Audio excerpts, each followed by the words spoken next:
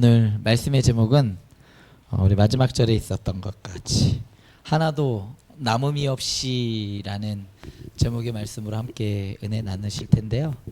우리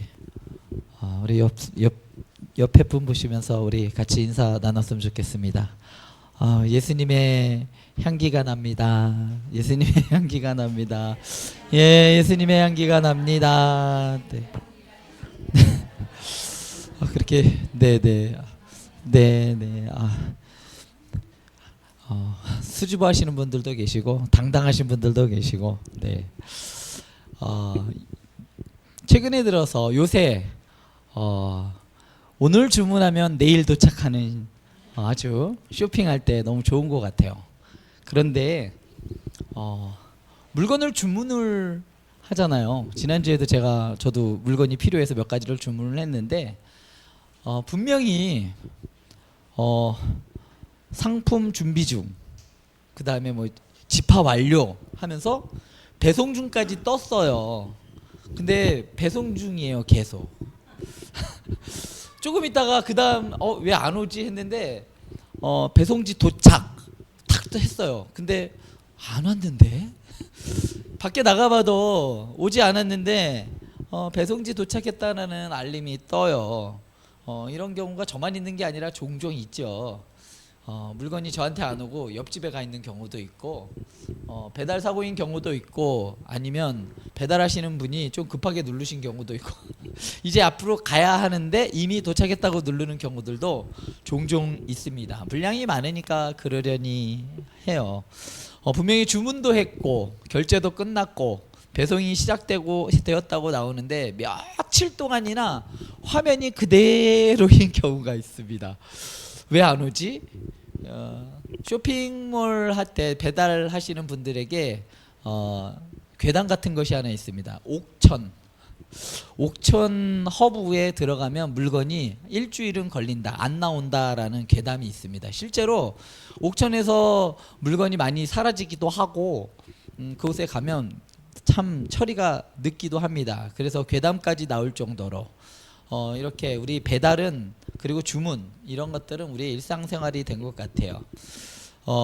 오늘도 배송 중, 내일도 배송 중, 근데 물건은 오지 않고 그러면 어떨까요? 주문한 사람의 마음이 조급해집니다.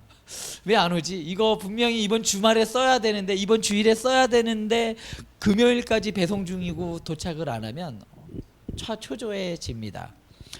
중간에 사라진 건 아닌가? 오긴 오는 건가? 하지만 실제로는 보이지 않는 곳에서 이동 중일 때가 상당히 많습니다. 눈에는 마치 멈춘 것처럼 보이지만 물건은 창고를 지나서 차에 실리고 그리고 지역 터미널들을 지나서 조금씩 목적지를 향해 오고 있는 것이죠. 마치 우리의 기도도 그럴 것 같아요.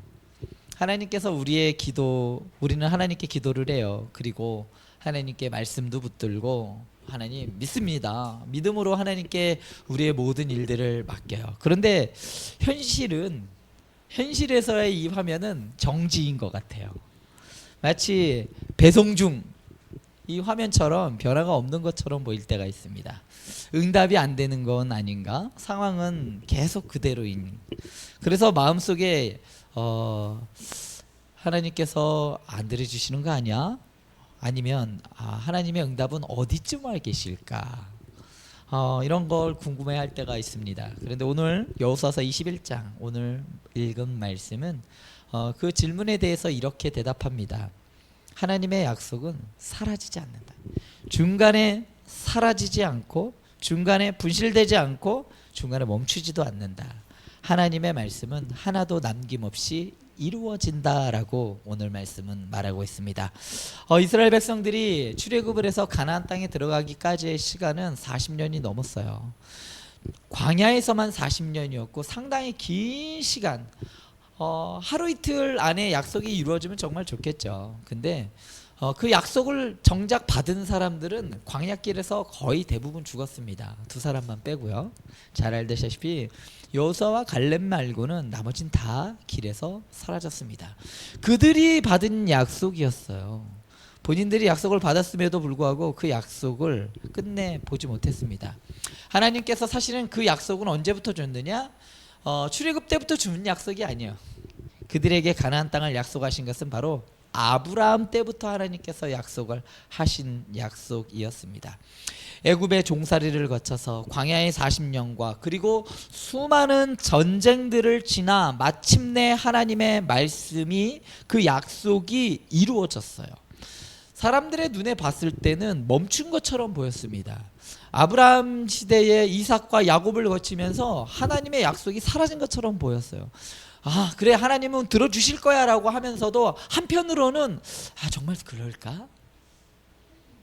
그런 마음이 사람들 마음에는 들었을 수도 있겠죠. 그렇지만 하나님께서는 한 번도 그 약속을 향한 그 진전을 멈춘 적이 없다는 거예요. 그래서 오늘 말씀, 오늘 본문은 이렇게 고백합니다. 여호와께서 이스라엘 족속에게 하신 선한 말씀이 하나도 남음이 없이 다 응하였더라. 저는 이 말씀이 너무 좋습니다. 우리의 삶에도 아직 배송 중처럼 보이는 기도 제목들이 있어요. 하지만 하나님의 약속은 길을 잃지 않습니다. 하나님의 은혜는 중간에 멈추지를 않아요. 하나님은 선한 말씀을 하나도 남음이 없이 이루시는 분입니다. 그 말씀이 너무나 선명하게 나오잖아요. 오늘 먼저 43절 말씀을 보면요, 여호와께서 이스라엘 조상에게 맹세하사 주리라 하신 온 땅을, 되게 길지요. 내가 이렇게 약속했잖아. 너네 조상에게 약속한 거 하나님께서 강조하고 계신 거예요. 그 약속을 내가 이스라엘에게 다 주었어. 그들이 그것을 차지하여 거기에 거주하였다라고 말합니다. 근데 여기서 중요한 말은요, 주셨다라는 말이에요. 내가 조상들에게 맹세하사 주리라 하신, 주셨다라는 말입니다. 이스라엘 백성들이 얻은 게 아니에요. 그들의 힘으로, 그들의 노력으로 얻은 말이 아니란 말입니다. 이스라엘 백성들이 쟁취한 게 아니에요. 이스라엘이 자기의 힘을 키워서 얻은 것이 아니라 성경은 분명하게 말합니다. 뭐라고 말하냐면 여호와께서 이스라엘에게 다 주셨으므로. 이스라엘이 가나안 땅에 들어간 것은 그들이 강해서가 아니었습니다. 실제로 지난번에도 말씀드렸듯이 거짓대였어요. 40년 동안 빨래나 제대로 해봤을까요? 먼지가 안 묻었을까요? 요새 황사가 좀 밖에 좀 심하잖아요. 문 열어놓으니까 집안에 한나절만 돼도 뿌옇더라고요. 이스라엘 백성들이 걸어갔던 길이 그거보다 더 심한 광야의 길이었어요. 터덕터덕 걸을 때마다 먼지가 나는 거고, 그 먼지로 인해서 온몸이 먼지투성이었어요. 이걸 우리는 거짓대라고 이야기하죠. 정말 볼품없고 그런 사람들이었습니다. 정규군이 봤었을 때 이스라엘 백성들은 엉망진창, 소위 말해서 당나라 부대였죠. 군사력이 뛰어난 것도 아니고 그들에게 전술이 완벽해서도 아닙니다. 그들의 신앙이 흔들림이 없고 그들의 믿음이 대단해서도 아니에요. 우리가 광야의 40년을 보면서 우리가 느끼는 바는 뭐죠? 야, 이스라엘 백성들 정말 틈만 나면 돌아서는구나, 틈만 나면 그냥 하나님 속썩이는구나 라는 거 아니겠습니까? 그래서 하나님께서 그 땅을 주셨다라는 것이 은혜예요. 오늘 여호수아 21장 마지막 부분을 세 가지로 정리하면, 하나님은 땅을 주심으로 하나님의 언약에 신실하셨다. 하나님께서 실제로 그 땅을 주셨어요. 그래서 하나님의 약속이 진짜로 이루시는 분이었다라는 것을 보여주셨고, 두 번째로 원수들에 대한 승리와 안식을 주셨다라는 겁니다. 이스라엘 백성들을 대적하는 그 무리들을 누가 싸웠느냐? 이스라엘 백성들이 싸워 이긴 게 아니잖아요. 하나님께서 친히 앞서가서 싸우셨어요. 그래서 그 원수들을, 대적들을 다 물리치시고 이스라엘 백성들에게 기업을 주셨고 그들에게 평안과 안식을 주셨다는 겁니다. 그리고 마지막으로 하나님께서 이 모든 약속을 이루어 주셨다. 그래서 하나님께서는, 하나님의 백성은 하나님의 언약과 하나님의 능력과 하나님의 약속을 의지할 수가 있는 겁니다. 소위 말해서 우리는 그런 분을 믿을 만한 분이라고 이야기를 하죠. 이것이 복음의 방식입니다. 우리는 자꾸 이렇게 생각해요. 내가 열심히 하나님께 반듯해야 하나님이 나에게 뭔가를 해주실 거라고 생각해요. 그리고 내가 신앙생활이 좀 그래도 곁길로 안 가고 그냥 교회 생활, 바른 생활을 열심히 해야만 하나님이 나의 기도와 나의 생활을 붙들어 주실 거라고 생각을 합니다. 물론 순종이 중요해요. 그렇지만 순종 이전에 성경은 말합니다. 하나님이 주셨다는 거예요. 이게 중요한 거예요. 하나님이 주셨기에 우리가 그 말씀에 순종하는 거예요. 하나님이 주시지 않으면, 하나님의 그 약속에 신실해서 그 약속을 지키지 않으면 할 필요가 없어요. 사람들이 아무리 좋은 약속들 하잖아요. 우리가 제일 못 믿는 사람이 누구예요? 정치인들이잖아요.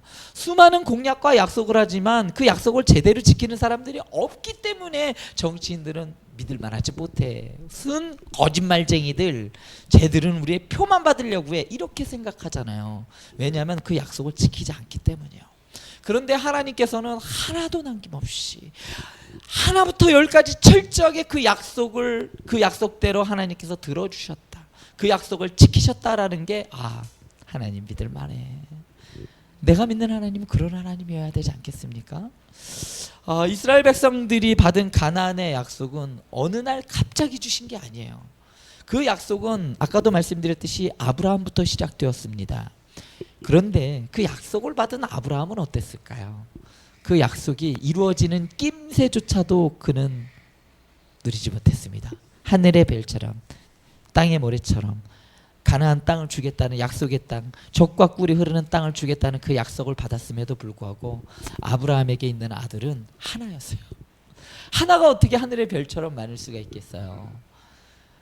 약속의 성취에 대한 그 시작조차, 어떻게 보면 그걸 될 거라는 희망조차 품을 수 없는 그 시기였습니다. 그가 자기 이름으로 가진 땅은 어땠을까요? 땅은 하나님께서 약속의 땅을 주겠다고 했지만 그가 죽기 직전에까지 얻은 땅은 결국은 그냥 그 사라가 묻히기 위해 필요했던 그 막벨라 굴 하나였어요. 그 후 이삭이 살았고 야곱이 살았고 요셉이 애굽으로 내려가고 이스라엘 백성들은 애굽에서 종살이를 하게 됩니다. 이게 어떻게 약속의 성취입니까? 출애굽 후에도 광야에서 40년을 보냈어요. 사람들의 눈으로 봤을 때는 하나님의 약속은 멈춘 것처럼 보입니다. 아니면 하나님께서 하나님 안 지키시는 거 아니야? 이쯤 되면 포기하신 거지. 이렇게 생각할 때쯤이었습니다. 너무 오래돼서 그 약속은 어떻게 보면 공소시효가 지난 게 아닌가 싶을 정도로 사람들이 의심할 수 있어요. 아니요, 그냥 사람의 기억에서조차 없어질 만큼, 기억조차 하지 않을 만큼 그 약속은 흐릿했습니다. 그런데도 불구하고 사람들은 그 약속을 잃어버리고 그 약속에 대한 확신이 없었음에도 불구하고 하나님께서는 어땠느냐? 그 약속을 잊지 않으셨어요. 그래서 하나님께서 아브라함과 한 약속이 중요해요. 아브라함과 한 약속은 아브라함을 재워놓고 하신 약속이었습니다. 사람과 사람의 한 약속은 지키지 못하는 경우가 있습니다. 그럴 때 고대 근동에서는 사람이 나와 한 약속을 지키지 못했어요. 그런데 그 약속을 어떻게 하냐면 동물을 반을 가릅니다. 죽여요. 그 사이를 왔다 갔다 하면서 약속을 지키지 않을 경우는 이렇게 되는 거야 하고서 이렇게 약속을 했어요. 나라와 나라 사이에도 이렇게 했고 국가와 국가, 개인의 개인 간에도 이렇게 약속을 했습니다. 하나님께서 하신 방식이 똑같은 방식이에요. 아브라함이 알고 있는 그 방식대로 이 약속 지키지 않으면 누군가는 이렇게 되는 거야. 그랬는데 하나님께서 아브라함을 재우셨어요. 왜 재우셨을까요? 아브라함은 지킬 능력이 없기 때문이에요. 아브라함을 재워놓으시고 하나님 혼자 스스로 그것을 횃불로 왔다 갔다 하십니다. 그리고 하나님께서 약속을 하세요. 누구와 약속한 걸까요? 아브라함과 약속을 맺었지만 언약의 당사자는 본인입니다. 하나님 스스로. 사람은 지키지 않아도 자고 있었기 때문에 아브라함은 어떻게 보면 예외가 될 수 있었습니다. 하나님 스스로 하나님께서 지키셨어요. 그렇게 약속에 하나님께서 그 약속을 잊지 않으셨어요. 하나님께서는 사람은 잊어도 하나님은 잃으시지 않습니다. 사람은 지쳐도 하나님은 지치지 않는 분이셔요. 사람은 포기할 수도 있습니다. 특히 요즘은 그런 분들이 많은 것 같아요. 부모님도 자식을 포기하는 경우가 있더라고요. 전 내놓은 자식 저거 큰 사고를 치면 우리 집 아니에요. 쟤 알아서 하세요 라고 실제로 그러는 경우들이 많더라고요. 그런데 하나님께서는 그러지 않는 분이십니다. 오늘 본문 말씀은 이 여호수아서의 아주 심장부와 같은 말씀이에요. 여호수아의 핵심이 바로 오늘 본문 말씀입니다. 이 본문은 단순한 보고서의 말씀이 아니라 바로 하나님이 얼마만큼 신실하신 분이신가를 보여주는 말씀이기 때문이에요. 하나님은 약속을 향해 다가오는 그 모든 수많은 장애물들을 뚫고 하나님의 말씀을 이루시는 분이라는 거예요. 우리 삶에도 오래된 기도의 제목들이 있습니다. 자녀를 위한 기도 제목, 건강을 위한 기도 제목, 생계를 위한 기도의 제목들, 그러한 기도 제목들이 있어요. 사람들에게는 말하지 못할 만큼 눈물로써 하는 기도의 제목들이 있습니다. 그게 실현되지 않고 멀리 돌아오는 것처럼 멈춘 것처럼 보이지만 오늘 말씀은 우리에게 말해요.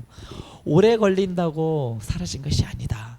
더뎌 보인다고 늦게 온다고 하나님이 잊으신 것이 아니다. 아직 보이지 않는다고 그 약속이 취소되거나 그 약속이 없는 것이 되는 것이 아니다라고 말합니다. 우리 성도 여러분, 오늘 우리 성도님들의 마음속에 아직 이루어지지 않는 그 약속과 같은 그러한 기도 제목들이 있습니까? 그 기도 제목을 떠올리면서 한번 마음에 새기시기 바랍니다. 하나님이 기억하고 계십니다. 43절 하반절은 이렇게 말합니다. 그들이 그것을 차지하여 거기에 거주하였더라. 하나님께서 주셨고 이스라엘은 그것을 차지하여 거주하였습니다. 여기에 아주 중요한 균형이 있습니다. 지난번에도 한번 말씀드렸듯이 하나님이 주셨어요. 주셨으면 그것으로 끝? 아니에요. 이스라엘 백성들이 어떻게 했죠? 그것을 차지했다는 거예요. 여기서 차지했다라는 것은 싸움을 했다는 거예요. 전쟁을 했다는 이야기입니다. 하나님이 주셨지만 그것을 실질적으로 차지하기 위한 행동이 있었다라는 겁니다. 이스라엘 백성들이 하나님의 그 약속을 믿고 그 약속 안으로 걸어 들어가야 했어요. 이 말씀은 과거와 미래를 동시에 바라보게 하는 말씀입니다. 동시에 그들은 그 땅에 실제로 살며 그 약속을 삶으로 누려야 했어요. 그래서 이 본문은 하나님의 신실하심을 선포하면서도 하나님의 백성들에게 약속을 믿음으로 붙잡고 가라는 권면의 말씀입니다. 하나님의 약속하신 것, 그랬으니까 끝. 그게 아니라는 말씀입니다. 그 약속이 내 것으로 성취되기 위해서는 나의 액션이 필요하다, 행동이 필요하다는 말이에요. 믿는 것으로 끝나는 것이 아니라 믿음으로 살아가는 그 삶의 여정이 우리에게 있어야 된다는 말입니다. 그래서 우리는 신앙 생활이라고 이야기를 하죠. 신앙은 약속을 듣는 데서 멈추는 것이 아니에요. 주일날 말씀을 듣는 것으로 끝나는 것이 아닙니다. 신앙은 약속 안으로 들어가는 거예요. 그 말씀을 오늘 선포된 말씀이 있으면 그 말씀 안으로 걸어 들어가는 거예요. 그 말씀은 무슨 말씀이냐? 월요일부터 이곳을 나간 순간서부터 그 말씀이 내 삶을 이끌어갈 수 있도록, 그러니까 그 말씀을 항상 의식하면서 하나님이 내 삶을 지켜보고 계시다라는 것을 항상 기억하면서 그 삶을 살아가는 것을 말하는 겁니다. 하나님께서 은혜를 주셨어요. 그러나 우리는 그 은혜 안에서 살아야 하는 겁니다. 마치 하나님 없이 사는 삶, 주일날만 하나님이 살아계시고 일주일 동안은 하나님이 살아계시지 않는 것처럼 살아가는 사람들이 있어요. 하나님 없는 것처럼 살아가는 사람들이 있단 말이에요. 그래서 세상이 교회를 욕하기 시작했어요. 하나님께서 용서를 해주셨습니다. 그러나 우리는 그 정죄감에서 벗어나야 돼요. 일어나야 합니다. 하나님께서 우리에게 평안을 주셨다면 우리는 염려의 자리에서 믿음의 자리로 옮겨가야 하는 겁니다. 염려하지 말아라. 말씀을 들었으면 그 말씀을 붙잡고 의지해서 매일매일 그거 가지고 또 염려하고 또 염려하고 아유 이거 걱정 저거 걱정하는 것이 아니라 아직 해결되지는 않았지만 그래도 주님께서 내 삶을 붙들고 계시다는 그 믿음 가지고 그 염려를 내려놓을 수 있어야 한다는 말입니다. 오늘 말씀 있는 여호수아서 21장에서 이스라엘 백성들은 땅을 분배를 받았습니다. 레위인도 거주할 성읍을 받았어요. 그러나 이 모든 것들이 이제 모든 싸움이 영원히 끝났다라는 것은 아니에요. 분배해줬으니까 약속 이루어졌으니까 끝. 이제 너네 거기서 잘 살아. 이런 뜻이 아닙니다. 여전히 순종해야 할 과제가 남아 있습니다. 그런 면에서 여호수아서는 가나안 정복을 완성과 미완성이라는 두 관점으로 이야기해주고 있습니다. 하나님이 약속하신 땅은 주어졌어요. 그렇지만 그 땅이 정복되고 약속이 성취되었지만 동시에 이제 이스라엘 백성들은 그 약속의 땅에서 믿음으로 계속해서 순종해야 할 과제가 남아있다는 겁니다. 이것은 우리의 신앙생활과도 아주 맞닿아 있습니다. 우리는 예수 그리스도 안에서 이미 구원받은 사람들이에요. 이미 하나님의 자녀가 되었어요. 하나님께서 우리를 의롭다 하셨습니다. 그런데 우리에게는 여전히 싸움이 남아있어요. 끝이 아니라 여전히 싸워야 해요. 무엇과 싸워야 될까요? 내 안에 있는 죄와 싸워야 돼요.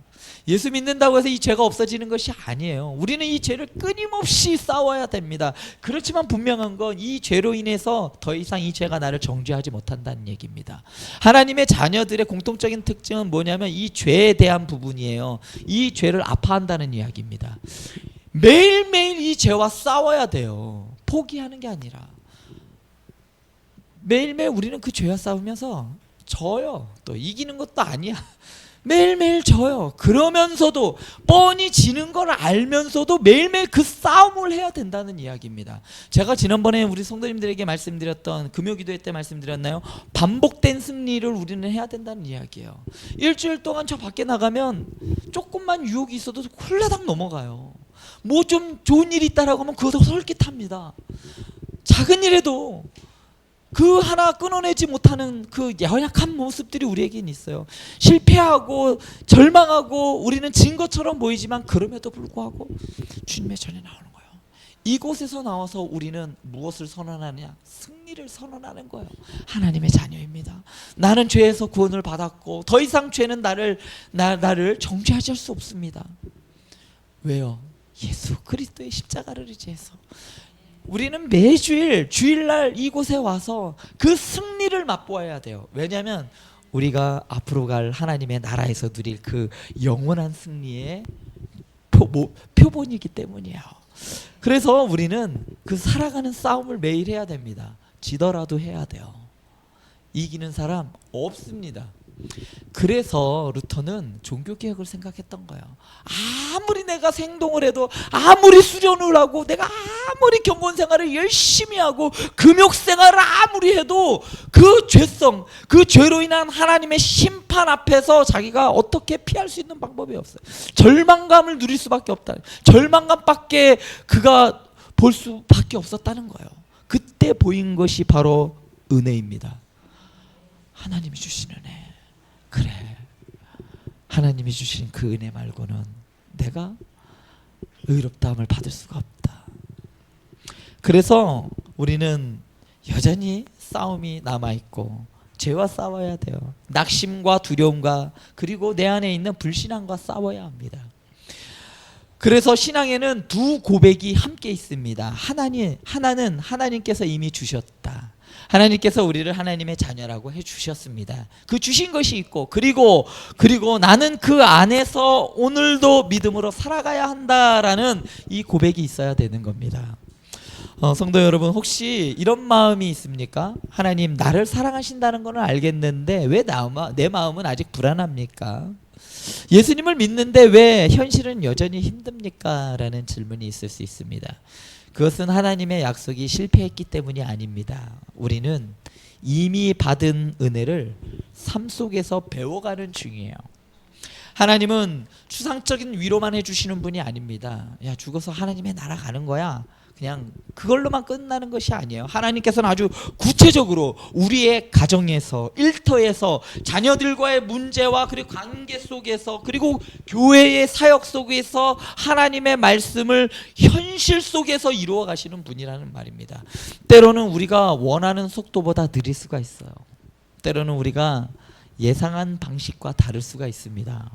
그러나 하나님은 우리의 실제 삶 한복판에서 일하시는 분이심을 믿으시기 바랍니다. 오늘 44절 말씀을 보면 여호와께서 그들의 주위에 안식을 주셨으되 그 조상들에게 맹세하신 대로 하셨으므로 그들의 모든 원수들 중에 그들과 맞선 자가 하나도 없었으니 이는 여호와께서 그들의 모든 원수들을 그들의 손에 넘겨주셨음이니라. 여기서 중요한 말, 안식이라는 말입니다. 여호와께서 그들에게 안식을 주셨어요. 천지를 창조하고 일곱째 날에 안식을 주셨습니다. 이 일곱째 날의 안식은 우리가 누려야 할 그 안식이에요. 하나님께서 그들에게 안식을 주셨습니다. 여호와께서 여호수아서에서 안식은 잠깐 그냥 다리 편하게 발 뻗고 자는 그 쉼을 말하지 않습니다. 전쟁이 멈추고 두려움이 물러가고 하나님이 주신 그 자리에서 살아갈 수 있는 상태가 안식이에요. 안식 또는 이 평안이라는 것은 하나님께서 약속하시고 행하신 그 결과로 이스라엘 백성들이 그 가나안 땅에서 누린 평화와 안전을 강조하는 말입니다. 이 안식은 누가 준 걸까요? 이스라엘의 능력으로 얻은 걸까요? 아닙니다. 하나님이 주신 선물이에요. 우리 사랑하는 성도 여러분, 우리는 모두 안식을 원합니다. 몸만 쉬는 것이 아니라 마음이 쉬기를 원해요. 상황이 조용해지고 좀 별일 없이 무탈한 것을 원하는 것이, 무탈한 상황뿐만 아니라 우리는 영원히 평안해지기를 원합니다.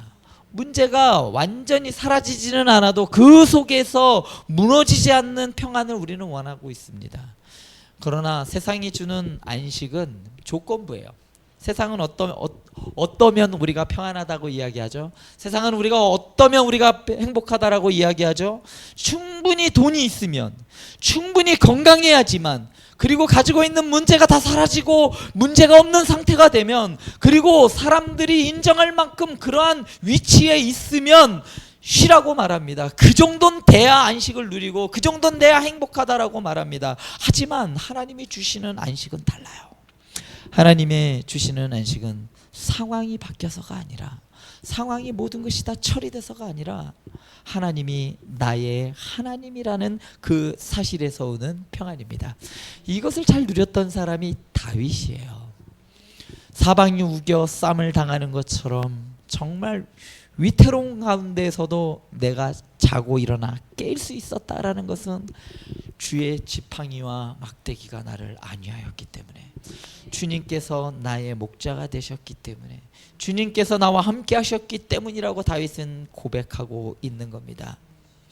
내가 다 통제할 수 있다라는 그것이 안식이 아니라 하나님이 나를 붙들고 계시다라는 것이 안식입니다. 성도 여러분, 지금 우리 성도님들에게 가장 필요한 안식은 무엇입니까?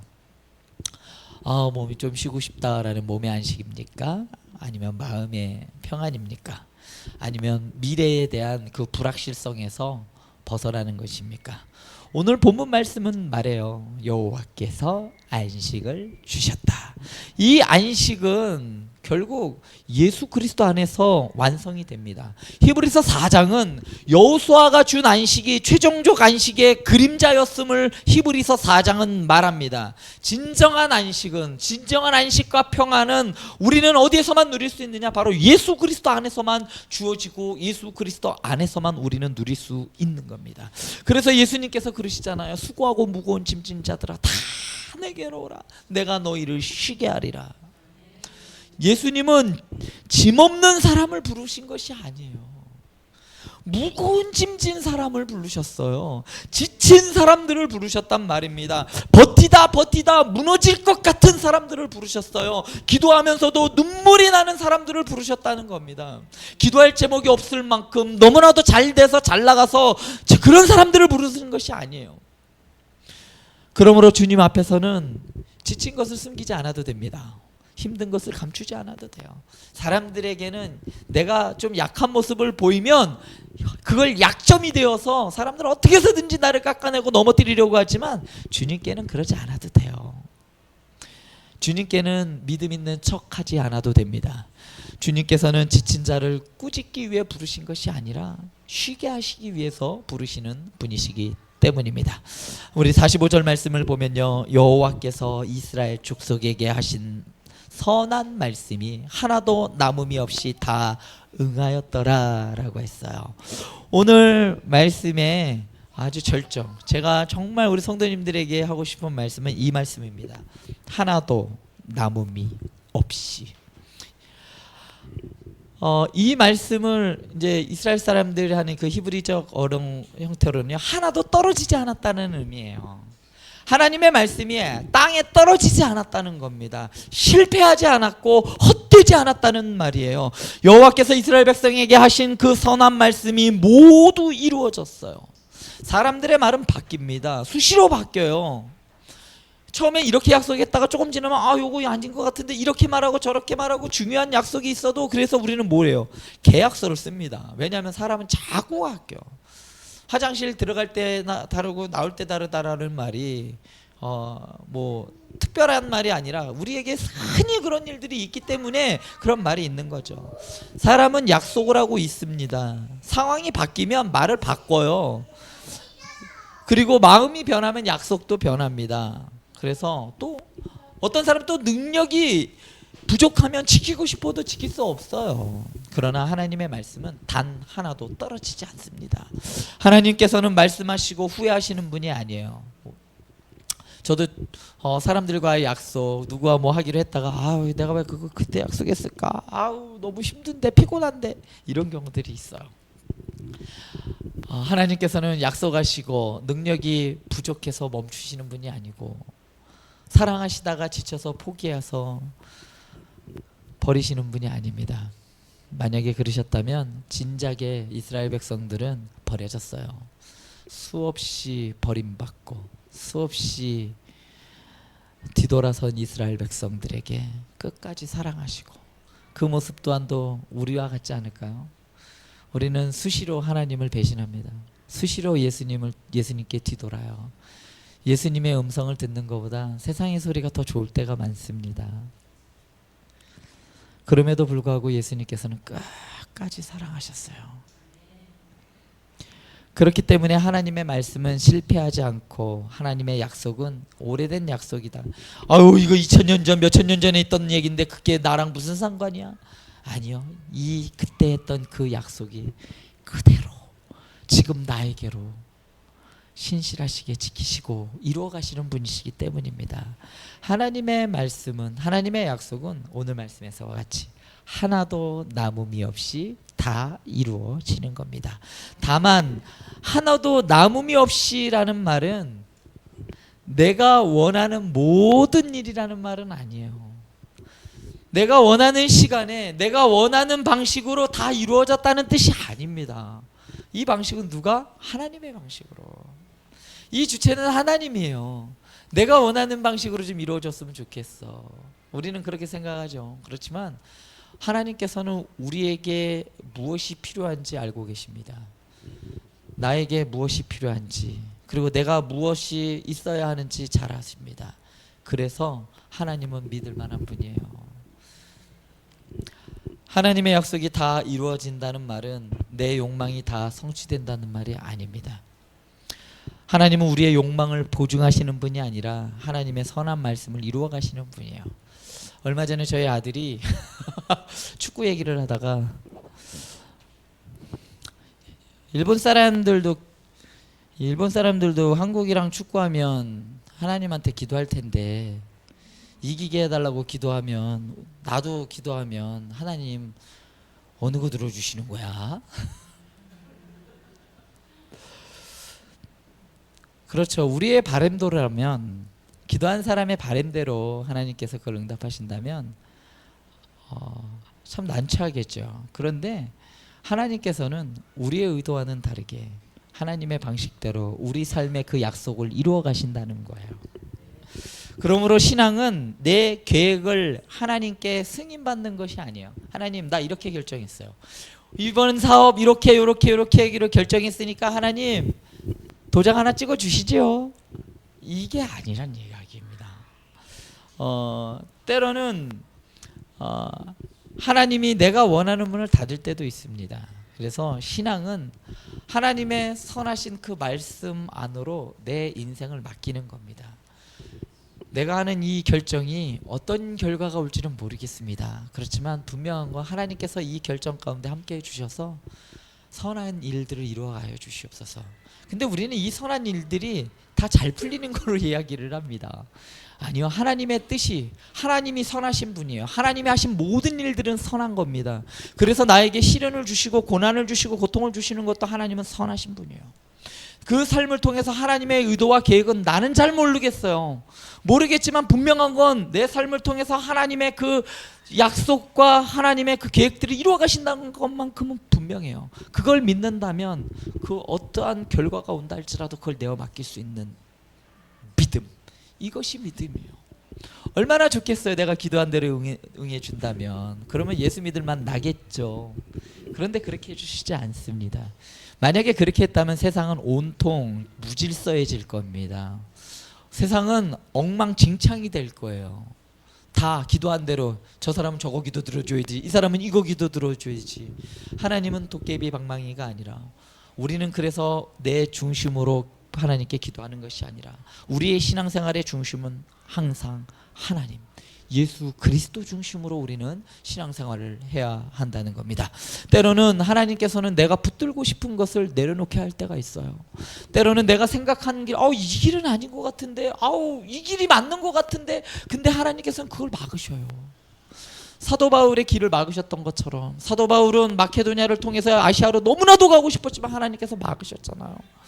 막으시는데 그 길이 왜 막으시는지는 몰라요. 그렇지만 하나님께 그 길을 맡겼습니다. 그로 인해서 사도 바울이 로마로 가게 되고, 로마에서 사도 바울은 비록 죽음을 당하지만 그곳에서 뿌린 그 복음의 씨앗이 유럽을 거쳐 전 세계로 뻗어나가는 복음의 기폭제가 되는 아주 놀라운 일들이 벌어졌잖아요. 개인으로 봤을 때는 별 볼 일 없고 망한 것처럼 보이고 본인의 의도대로 되지 않아서 하나님이 정말 왜 이러실까라는 그러한 섭섭함이 들 수도 있었을 것 같아요. 그렇지만 그 가운데서 하나님께서는 선하게 이뤄가신다. 마찬가지로 내 삶에서도 하나님은 그렇게 이끌어 가시는 분이시라는 것을 믿으시기 바랍니다. 그 순간에는 이해가 되지 않아요. 그래서 아픕니다. 힘듭니다. 어떻게 보면 손해일 수도 있어요. 그러나 지나고 보면 알게 됩니다. 하나님은 나를 버리신 것이 아니라 지키신 거고, 나를 늦추신 것이 아니라 하나님께서 나를 준비시키고 계셨다는 것을, 나에게서 빼앗으신 것이 아니라 나를 더 깊은 은혜 가운데로 이끄시고 계셨다는 것을 나중에 알게 될 겁니다. 그래서 우리 야곱이 고백하잖아요. 죽기 직전에 난 정말 험난한 인생을 살아왔다라고 고백을 합니다. 요셉은 그럼에도 불구하고 이 모든 것들 누가 하셨다? 하나님께서 하셨다라고 분명한 고백을 하게 됩니다. 오늘 여호수아서 21장 45절은 성공한 사람들의 자기 자랑이 아닙니다. 하나님께서 이스라엘 백성들이 하신 말씀, 선한 말씀이 하나도 남음이 없이 다 응하였다, 다 이루어졌어, 우리가, 그 자랑이 아니에요. 광야에서 넘어졌던 백성들의 고백입니다. 불순종의 역사를 가졌던 백성들의 고백이에요. 두려움 때문에 벌벌벌 떨었던 안악자손이 너무나도 무서워서 실패해서 40년 동안 돌고 돌아서 하나님한테 그 긴 훈련의 시간을 거쳤던 사람들의 고백입니다. 그들이 마지막에 무엇을 말했습니까? 우리가 잘했다, 잘 견뎌왔다, 우리가 강해, 이게 아니잖아요. 그들의 마지막 고백은 이겁니다. 여호와께서 말씀하신 선한 말씀이 하나도 남음이 없이 다 응하였다. 이것이 이스라엘 백성들의 고백이었습니다. 우리 인생에도 마지막에 이렇게 고백하게 될 것입니다. 내가 붙든 것보다 하나님이 나를 붙들고 계셨어. 내가 신실했던 것보다 하나님이 훨씬 더 신실하셨구나. 내가 하나님을 기억한 것보다 하나님이 나를 먼저 기억하고 계셨어. 이렇게 다 고백하게 되실 줄 믿습니다. 이스라엘은 땅을 받았습니다. 그곳에서 안식을 누렸어요. 그리고 그들은 원수들에 대한 승리를 경험했습니다. 그렇다고 해서 이스라엘 백성들이 그곳에서 영원히 행복하게 살았을까요? 아니에요. 이 땅에서 그렇게 주시고 누렸던 그 안식도 얼마 가지 않았습니다. 제가 봤을 때는 대략 한 세대 정도 갔던 것 같아요. 사사기를 봤었을 때 한 세대, 한 30년 정도? 30년도 긴 것 같아요. 부모의 시대들이 다 지나가고 여호수아를 기억했던 세대가 가고 난 다음에 사사기는 분명하게 이야기합니다. 하나님을 모르는 다른 세대들이 일어났다라고 말합니다. 그 말은 가나안 땅에서의 그 안식이 최종적인 완성이 아니라는 말입니다. 이 땅에서의 안식은 결국은 불완전해요. 우리가 누리려고 하는 것들이 이 땅에서는 뭐든지 다 불완전하다는 겁니다. 그래서 우리가 무엇을 바라보게 만드냐? 진정한 안식은 어디에 있느냐? 우리가 이 땅 가운데 누릴 수 있는 그 안식은 없다는 것을 말해요. 그래서 우리는 누가 필요하냐? 예수님이 필요하다는 말입니다. 이 땅 가운데서 우리가 누릴 수 있는 그 안식의 그것은 주님을 통해서만이 우리에게 주어질 수 있다는 겁니다. 우리에게는 가장 깊은 원수는 가나안 족속이 아니라 무엇이기 때문이냐? 죄이기 때문이에요. 우리에게는 죄라는 이 원수가 있기 때문에 이 땅에서 도저히 안식을 누릴 수가 없어요. 평안할 수가 없습니다. 그래서 오늘 말씀 여호수아가 준 이 안식이라는 것은 결국은 예수님을 볼 수밖에 없게 만듭니다. 레위 지파가 땅이 아니라 무엇을 기업으로 받았죠? 하나님을 기업으로 받았어요. 내가 너희의 기업이니라라고 말씀하셨습니다. 그와 같이 그리스도 안의 성도들은 왕 같은 제사장으로서 하나님 그분을, 하나님 자신을 기업으로 받는 것입니다. 레위인들에게 해당됐으니까 목사님에게 해당됐지? 아니요. 그 얘기는 우리 성도님들에게 해당되는 이야기입니다. 내가 너희의 기업이야 라고 분명히 말씀하시지 않습니까? 또한 하나님의 모든 약속은 그리스도 안에서 예, 아멘 이것으로 이루어졌습니다. 여호수아가 이스라엘을 가나안 땅으로 인도했다면 우리 주님께서는 우리를 하나님의 나라로 이끄셨어요. 여호수아가 땅을 분배했다면 예수님께서는 우리에게 영원한 기업을 주셨습니다. 여호수아가 원수들을 물리쳤다면 예수님은 십자가와 부활로 죄와 사망과 사단의 권세를 깨뜨리셨어요. 그러므로 십자가를 바라보시기 바랍니다. 사람의 눈에는 실패처럼 보였습니다. 제자들의 눈에는 끝이었어요. 세상의 눈에는 패배자처럼 보였습니다. 그러나 하나님께서는 그 십자가에서 가장 깊은 약속을 이루고 계셨습니다. 창세기 3장 15절의 약속, 그리고 아브라함에게 하신 약속, 다윗에게 주신 그 왕의 약속, 선지자들에게 약속하신 그 새 언약의 약속, 죄인을 구원하시겠다는 그 하나님의 선한 말씀이 그 십자가 위에서 다 이루어졌다는 거예요. 단번에 이루어졌어요. 그래서 예수님께서 말씀하시잖아요. 내가 죽는 거 끝냈어. 아우 이 지겨운 거 다 끝냈다 라고 했던 게 아니라 다 이루어졌다라고 말씀하시는 이 약속, 이 말씀 안에는 하나님께서 구약서부터 창세기 3장서부터 지금까지 했던 그 모든 약속들, 메시아를 통해서 너희를 구원하겠다는 그 약속, 너희들의 신분이 죄 아래 있는 것이 아니라 이제는 하나님의 자녀가 되겠다는 그 모든 약속들이 하나도 빠짐없이 다 이루었다는 말씀입니다. 이 말씀, 그래서 오늘 여호수아서 21장 45절의 이 말씀은 궁극적으로 예수님께서 다 이루었어 라는 이 말씀을 바라보게 만듭니다. 하나도 남음이 없이 다 응하였다. 하나님께서는 하나도 남음이 없이 다 이루시는 분이라면 그 말씀, 그 분께서 십자가상에서 다 이루신 겁니다. 성도 여러분, 우리의 구원은 아직 불완전한 약속이 아닙니다. 예수님의 십자가에서 확정된 참된 약속이에요. 우리의 용서는 가능성으로 남아있는 것이 아니에요. 너 용서 받을 수도 있어 라는 말이 아닙니다. 예수님의 피로 이루어진 현실입니다. 한번 여기서 조금 말씀드릴 것은 예수님의 하나님의 시간의 개념이 좀 다릅니다. 우리는 지금을 살아가고 있어요. 현재라는 것을 살아가면서 지금 내 상태에 따라서 나의 구원이 오락가락합니다. 어느 때는 내가 기도하고 찬양하고 열심히 했을 때 이럴 때는 좀 구원 받은 것처럼 보이지만 그래도 좀 교회 나가는 게 소홀해지고 말씀 있는 것도 좀 졸리고 뭐 이렇게 신앙생활을 좀 대충 하는 것처럼 보일 때는 또 마치 우리 전기불에 있는 저 스위치처럼 불이 들어왔다 나갔다 하는 것처럼 느껴질 때가 있습니다. 그런데 그렇지 않습니다. 우리에게 주신 그 구원과 그 은혜는 결코 변함이 없어요. 하나님께서 주시는 우리를 의롭다 하시는 그 이유는 지금이 아니에요. 지금 내 상태에 따라 하나님께서 너를 의롭다고 얘기하시는 게 아니에요. 지금 내 상태는 별 볼 일 없어요. 나 엉망진창이에요.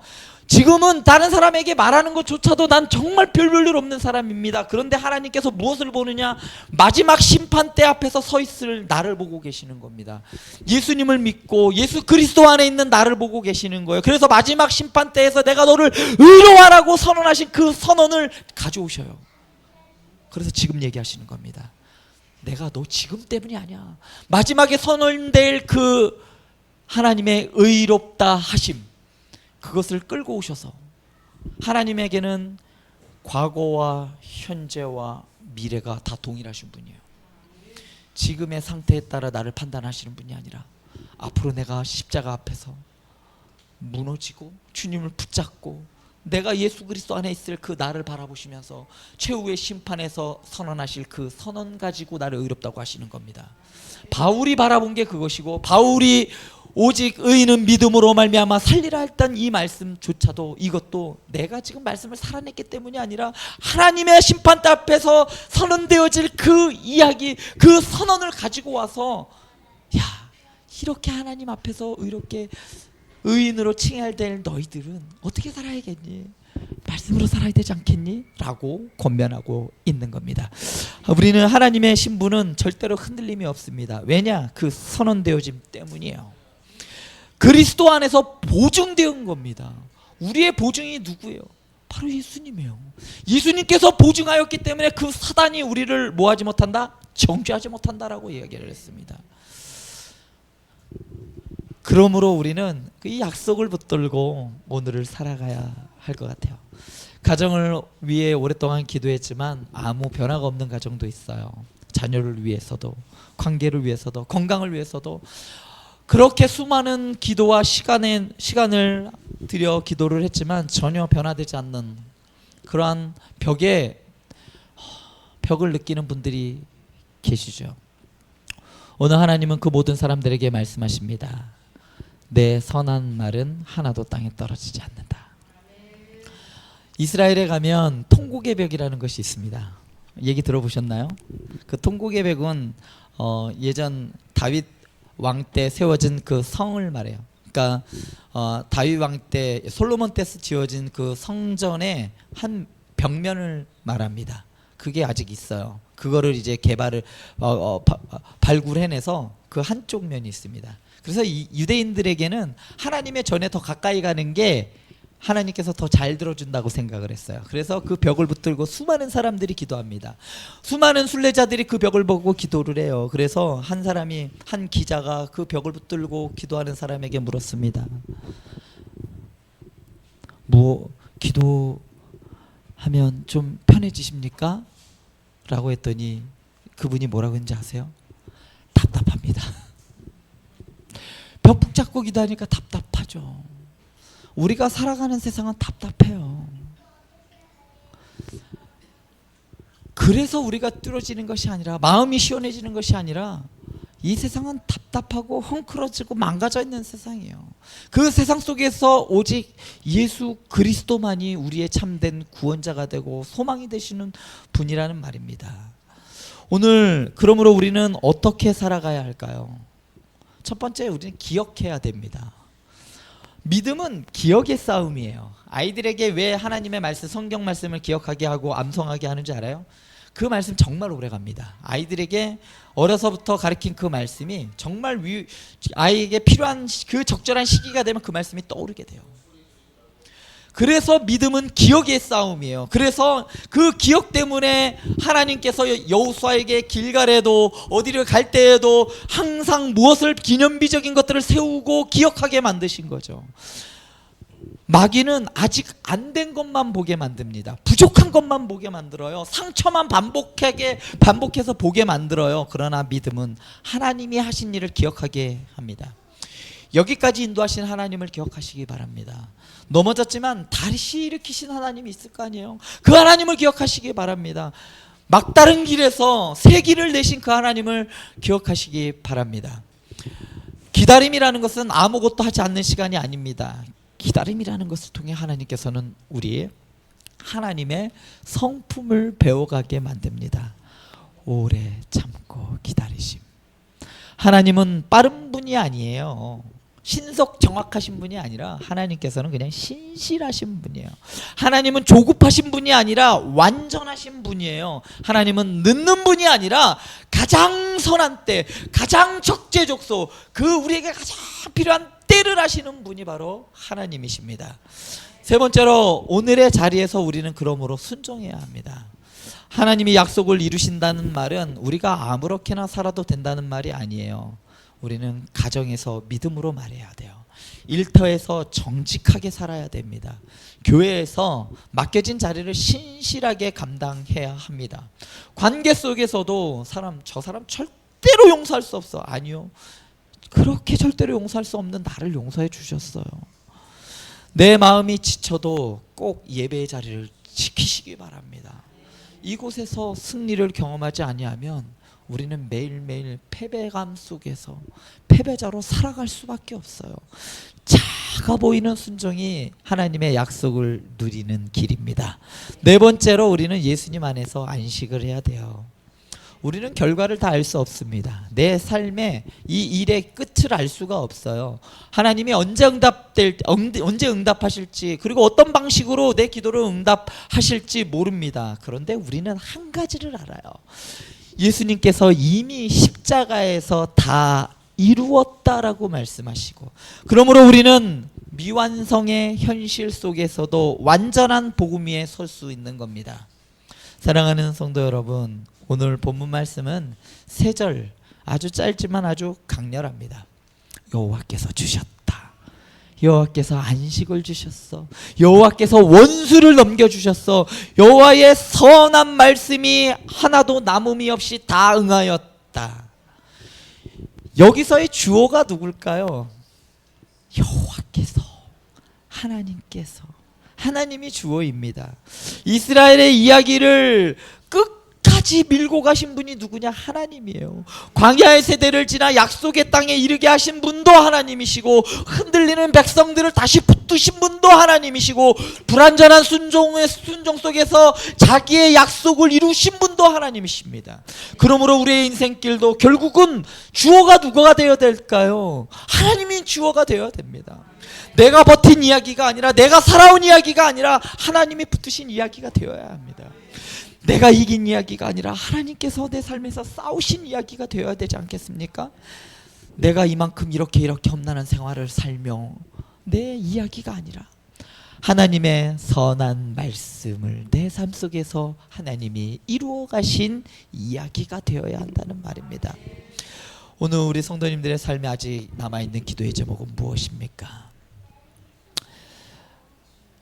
아직 이루어지지 않는 약속처럼 느껴지는 말씀이 있습니까? 그렇다면 이 말씀을 붙드시기 바랍니다. 하나도 남김없이 이루어졌다. 내가 보기에는 늦어도 하나님은 절대로 늦지 않습니다. 멈춘 것처럼 보여도 멈춘 것이 아니에요. 하나님은 일하고 계셨습니다. 하나님이 끝내기 전까지 우리의 삶은 끝나지 않는 거야. 제가 전에도 한번 말씀드렸잖아요. 칼빈은 우리 그리스도인에 대해서 영원히 죽지 않는 불사다. 단 하나님이 주신 사명이 다하기까지는, 우리에게 주신 사명이 있기 전까지 하나님은 우리를 부르지 않아요. 절대로 죽을 수 없어요. 그렇지만 우리 하나님께서 나를 부르실 때는 더 이상 이 땅에서 나에게 주신 사명, 내가 다 마쳤기 때문에 그래서 부르시는 겁니다. 하나님의 선한 말씀은 다 이루어집니다. 자기 백성을 끝까지 가나안 땅에 인도하셨듯이 우리 사랑하는 성도님들을 끝까지 인도하시고 하나님의 나라까지 인도하실 것입니다. 그리고 마지막 날 우리가 주님 앞에 설 때 우리의 입술에는 이 고백이 있으면 좋겠어요. 주님, 정말 하나도 남음이 없이 내 삶을 다 이루셨습니다. 주님, 내가 몰랐을 뿐이지 주님이 다 이루고 계셨네요. 주님, 제가 지쳐서 멈춰 있을 때도 주님이 일하고 계셨군요. 사랑하는 성도 여러분, 오늘도 약속의 하나님을 붙드시기 바랍니다. 지친 마음에서라도 말씀 앞에 서세요. 흔들리는 믿음으로라도 주님께 나아오시기 바랍니다. 흔들리지 않는 사람은 없습니다. 그렇지만 흔들린다고 해서 넘어져서 그냥 포기하는 사람과 아니면 흔들린 가운데에서도 주님을 붙드는 사람이 있을 뿐입니다. 하나님은 우리의 약한 손을 뿌리치지 않아요. 상한 갈대를 꺾지 아니하시고 꺼져가는 등불을 끄지 아니하시는 분이십니다. 끝까지 우리를 인도하시는 분입니다. 하나도 남음이 없이, 선한 말씀 하나도 남음이 없이 예수 그리스도 안에서 반드시 다 이루어질 것인 줄 믿습니다.